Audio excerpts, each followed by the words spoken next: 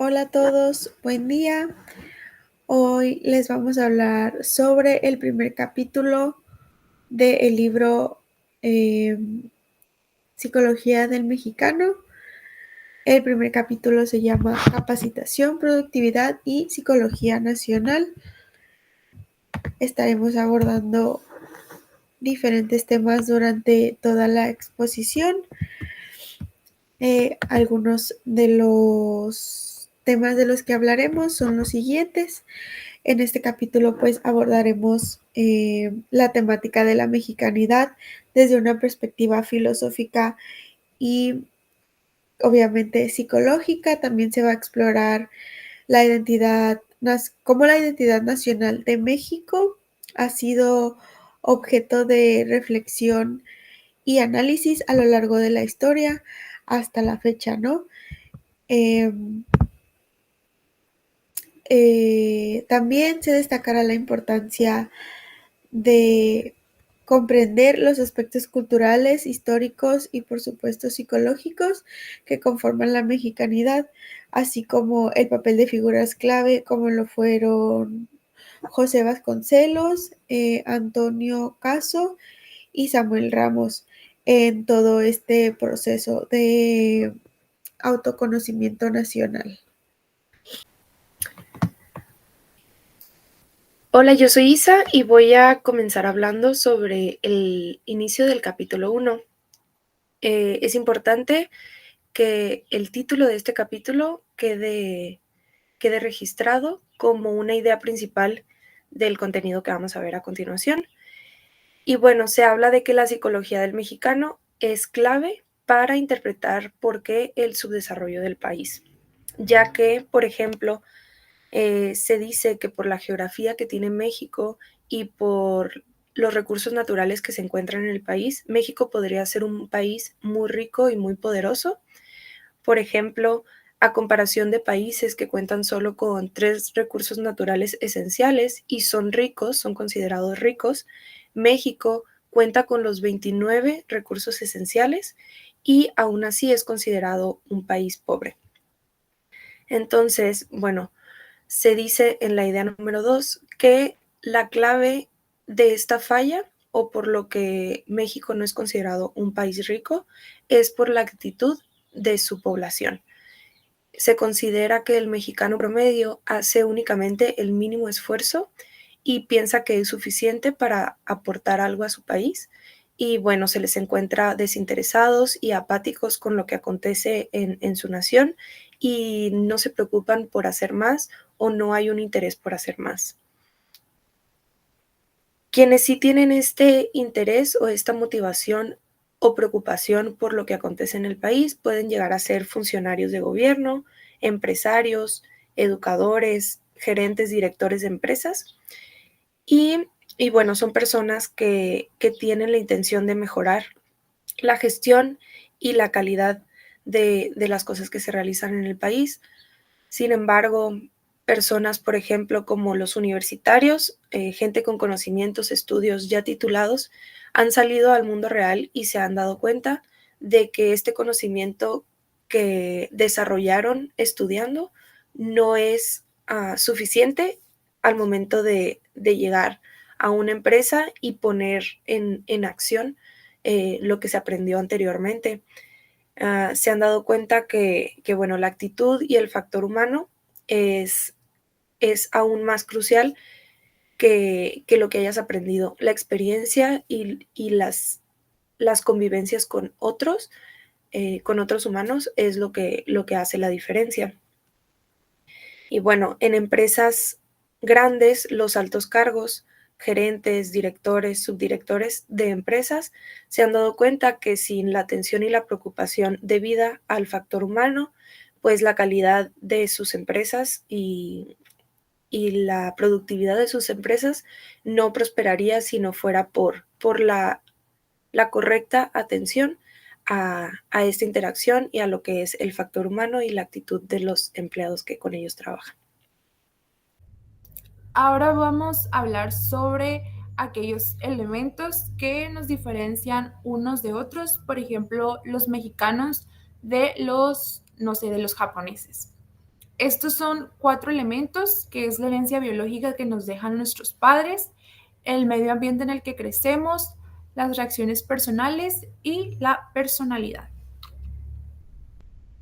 Bueno, la herencia biológica, todos los humanos tenemos 23 pares de cromosomas, que en total son 46 cromosomas, que van a determinar nuestras características físicas, metabólicas y biológicas. Y bueno, estos genes, junto con otros factores, van a contribuir a la variabilidad entre humanos, es decir, aquellas características que nos van a diferenciar unos de otros. Y bueno, por ejemplo, los genes que reciben los mexicanos no son igual a los genes que reciben los japoneses, ¿no?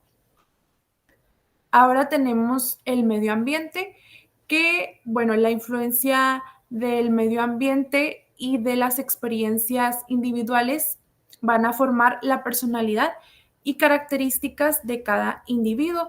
Estos son factores como el clima, el paisaje, la alimentación, la estructura familiar, que van a contribuir significativamente a quienes somos, ¿no?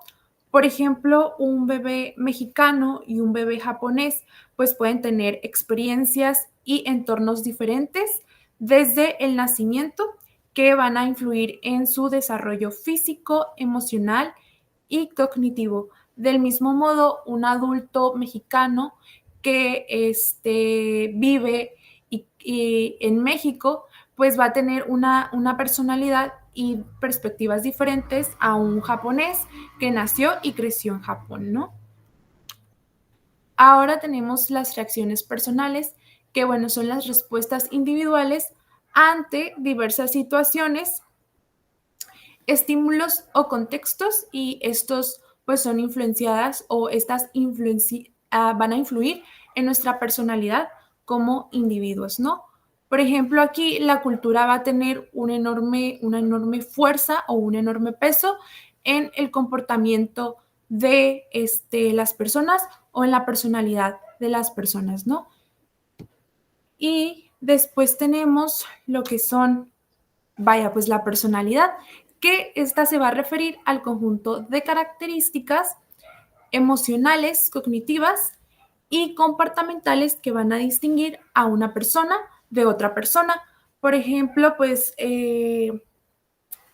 no se va a comportar de la misma forma un mexicano a una persona tal vez alemana, ¿no? O sea, su comportamiento, sus características, pues van a ser muy diferentes porque crecieron en un entorno distinto, ¿no?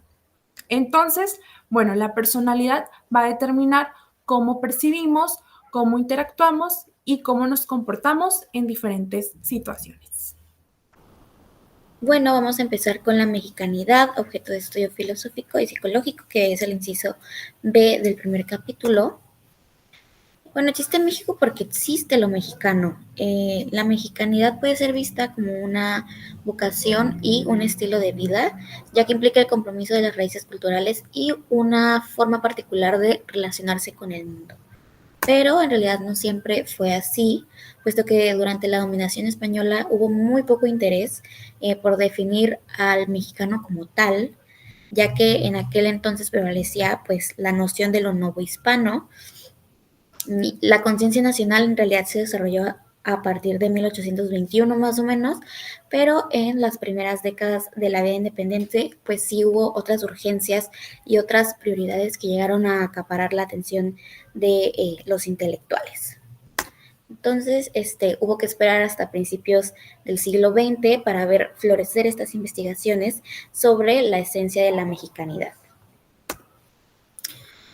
Por último, uno de los logros más apreciables y duraderos de la Revolución de 1910 fue activar el proceso de autoconocimiento nacional, en donde nosotros como mexicanos empezamos a encontrarnos y a realizar como comunidad el sabio principio socrático de conocernos a nosotros mismos. Los pioneros fueron José Vasconcelos, Antonio Caso, Samuel Ramos y algunos otros integrantes del Ateneo de la Juventud de la Feliz Memoria. Bueno, como mencionó mi compañera Jimena, Podemos destacar aquí algunos de los personajes importantes en estos sucesos, comenzando así por José Vasconcelos.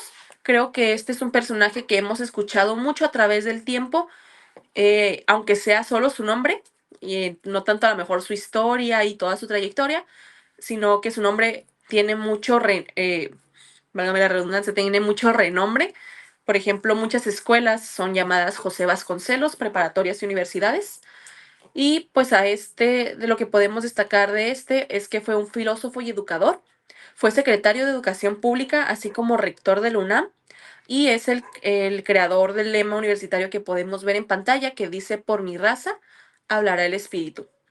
Fue uno de los grandes creyentes de la intelectualidad mexicana frente a los anglosajones, y también desarrolló y examinó las cualidades de los latinoamericanos, e invitó a muchos mexicanos a generar este pensamiento en el que, perdón, en el que estos pudieran adentrarse y a conocer sus raíces y la proyección que tienen a futuro.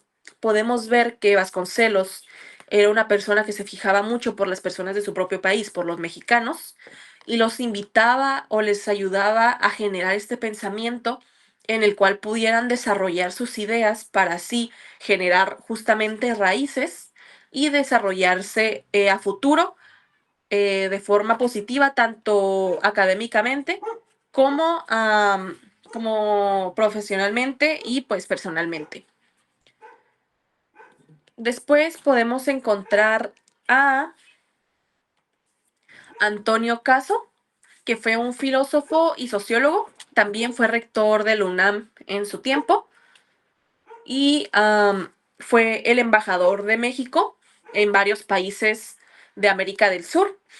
Analizó los valores del mexicano, la dinámica ideológica nacional, y planteó lúcidamente la historia y la cultura mexicana como problemas. ¿Qué queremos decir con problemas? Bueno, pues como una red de enigmas y paradojas en busca de una explicación. Con problemas no nos referimos como tal a nada negativo, como se menciona, como enigmas y paradojas, que justamente nos llevan a generar este pensamiento y a desarrollar y entender justamente la cultura y la historia que tenemos, para así poder desarrollar, generar, entender y comprender todo lo que hay de trasfondo en nuestra sociedad o en nuestra cultura, ya que esto es muy importante para nuestro desarrollo propio y pues en sociedad. Podemos también encontrar a Samuel Ramos, que fue un filósofo y educador, y fue director también de la Facultad de Filosofía y Letras en la UNAM. Fue pionero de discutir públicamente el tema sobre lo mexicano, como en sus obras El perfil del hombre y la cultura mexicana, o en México, y ha permanecido como este libro justamente ha permanecido como un clásico de la materia. De estos tres pioneros, además de ser educadores, también fueron maestros investigadores y escritores en su mayoría. Otros autores que podemos destacar y que justamente ya hemos visto en esta materia es a Octavio Paz. También están Santiago Ramírez, Pablo González Casanova, Carlos Fuentes, Enrique Krause y pues otros más que han contribuido justamente al estudio de esto. Por la década o los años de 1950 se creó un grupo llamado Hiperior, y su propósito fue estudiar las filosofías del mexicano.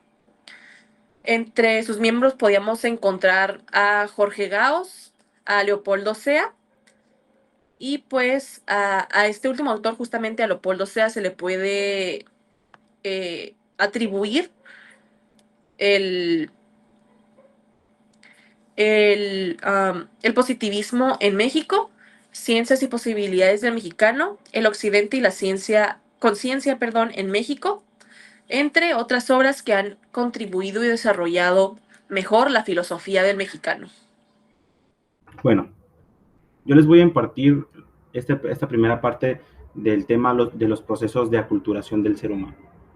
Para empezar, todos los hombres constituimos una sola especie, lo cual es la raza humana.